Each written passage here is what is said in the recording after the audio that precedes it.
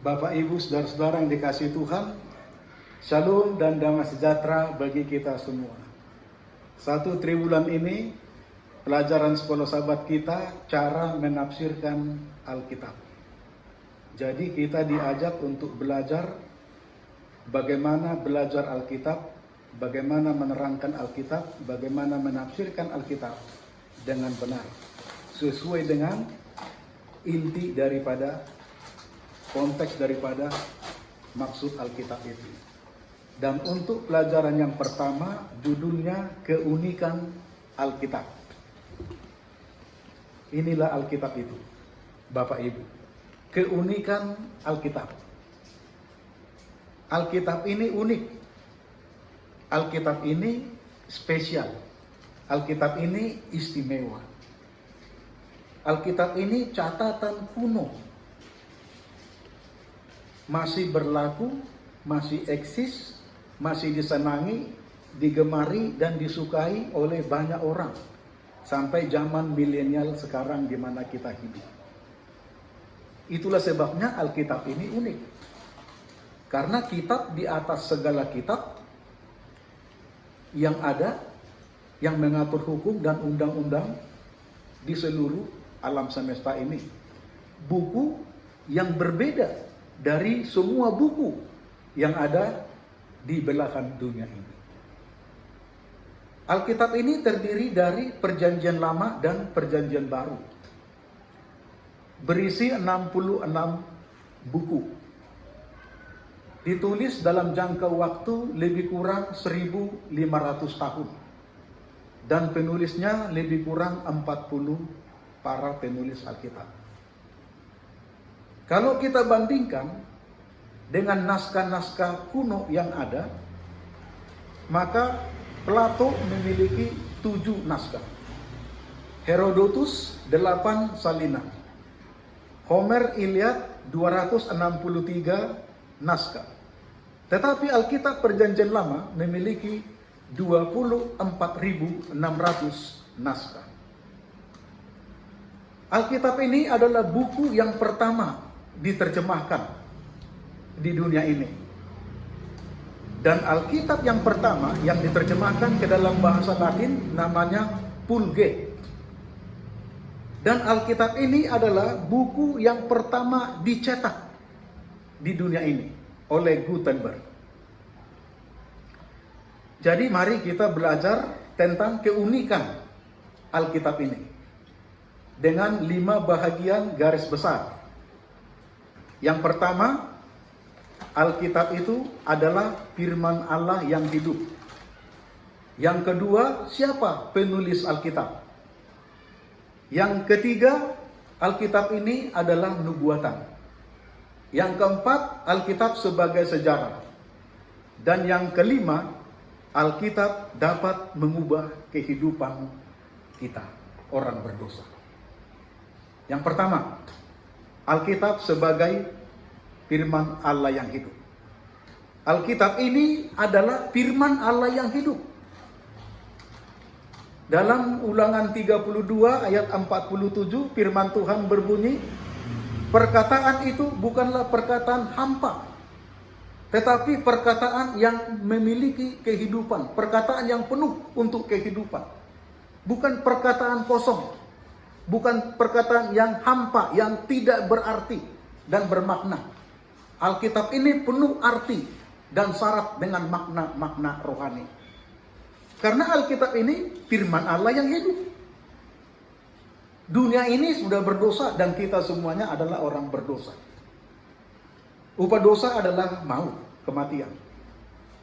Tetapi Yesus datang untuk memberikan kehidupan. Dia adalah firman yang menjadi manusia. Hidup di tengah-tengah kita dan berkuasa untuk kehidupan kita. Yohanes 10:10, pencuri datang untuk mencuri dan membinasakan.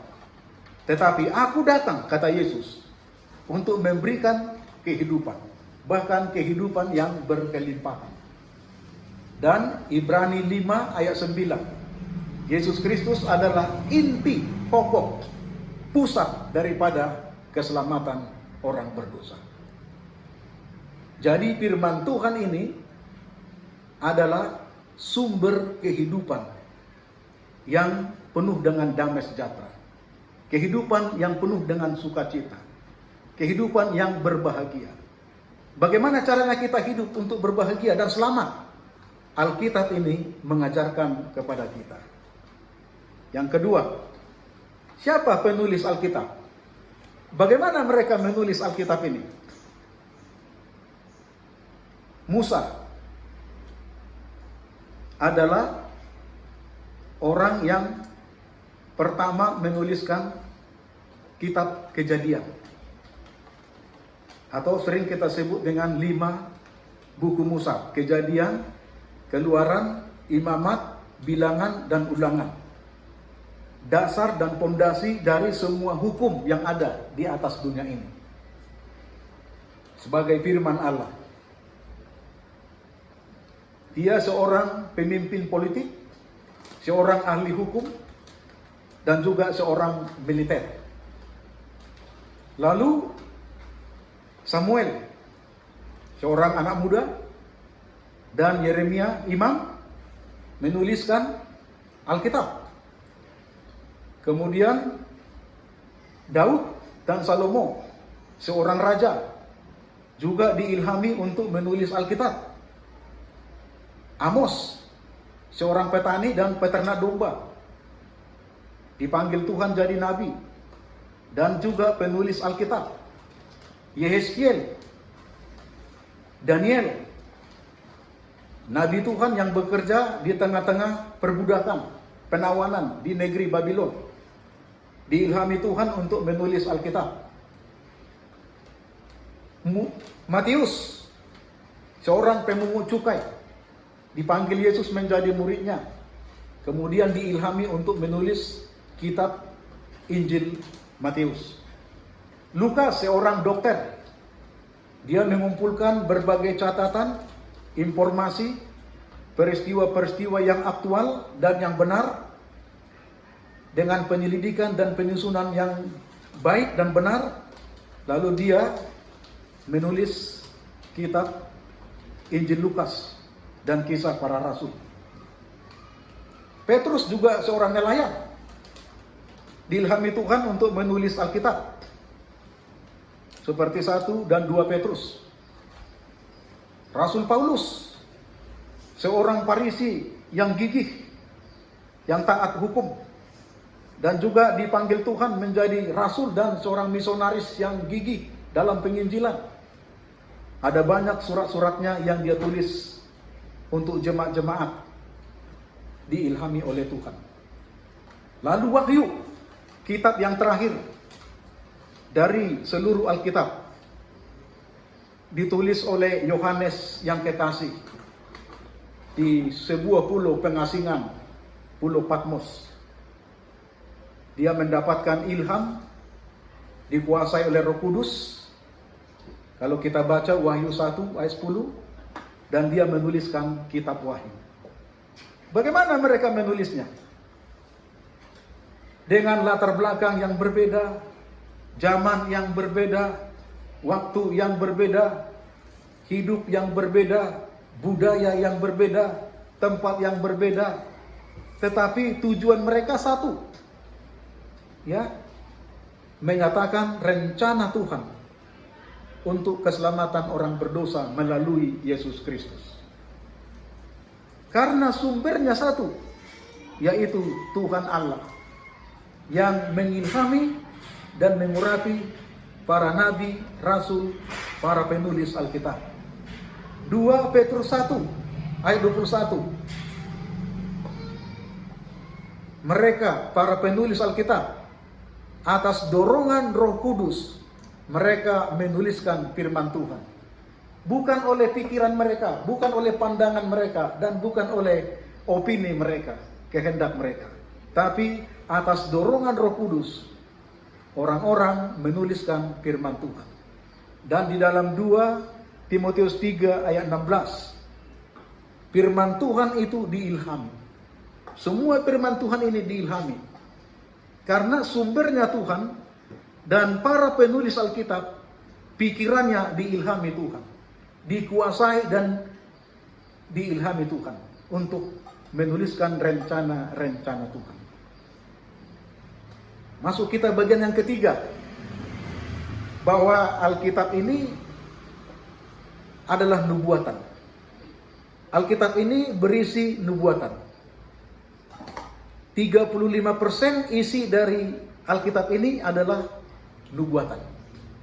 Amos 3 ayat 7, firman Tuhan berbunyi, sungguh Tuhan Allah tidak berbuat sesuatu tanpa menyatakan keputusannya kepada para hambanya, para nabi. Jadi sebelum Tuhan melakukan sesuatu kehendaknya atau melaksanakan perintahnya kepada alam semesta ini, dunia kita yang berdosa ini, dia mengatakan keputusannya dulu kepada nabi-nabi. Jadi dikatakan sungguh Tuhan Allah tidak berbuat segala sesuatu tanpa kecuali sebelum menyatakan keputusannya kepada para hambanya, nabi-nabi. Jadi ini nubuatan. Dan ada 60 nubuatan khusus hanya untuk Yesus di dalam Alkitab ini. Sebagai contoh, dalam Yeremia 33 ayat 15 dikatakan bahwa Yesus itu akan datang dari keturunan Daud. Daud suku Yehuda. Berarti Yesus itu keturunan Daud dan suku Yehuda. Waktu Yesus lahir, ayahnya adalah Yusuf. Yusuf adalah suku Yehuda dan keturunan Raja Daud. Kemudian dalam Mika 5 ayat 2 dinubuatkan bahwa Yesus akan lahir di Bethlehem Efrata.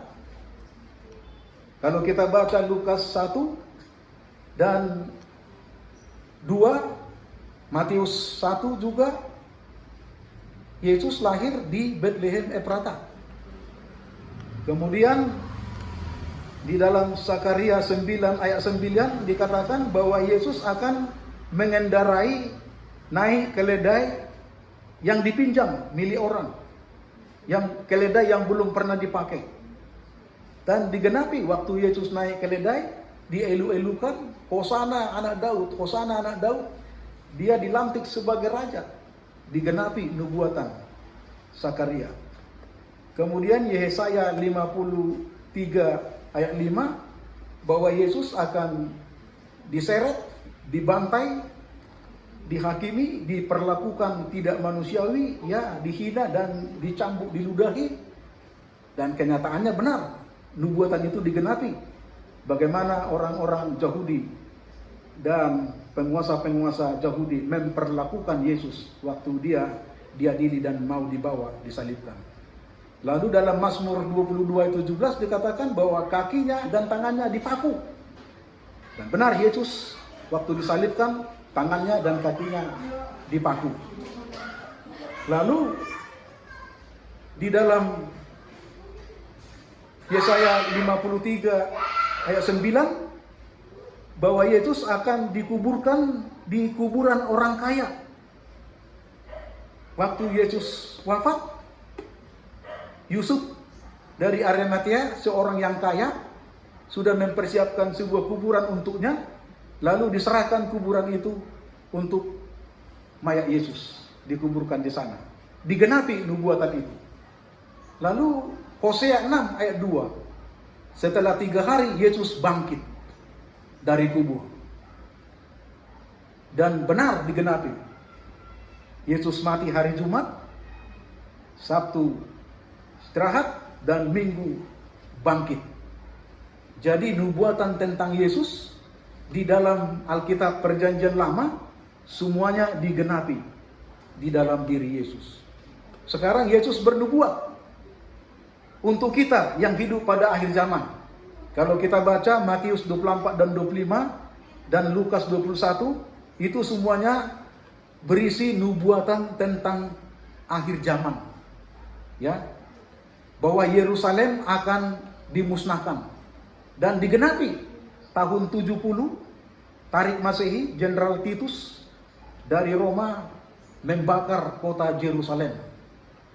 Dan tanda-tanda tentang kedatangan Yesus kedua kali, karena Yesus juga menubuatkan tentang kedatangannya kedua kali dalam Yohanes 14 ayat 1 sampai 3. Jadi Alkitab ini berisi nubuatan. Masuk kita yang keempat.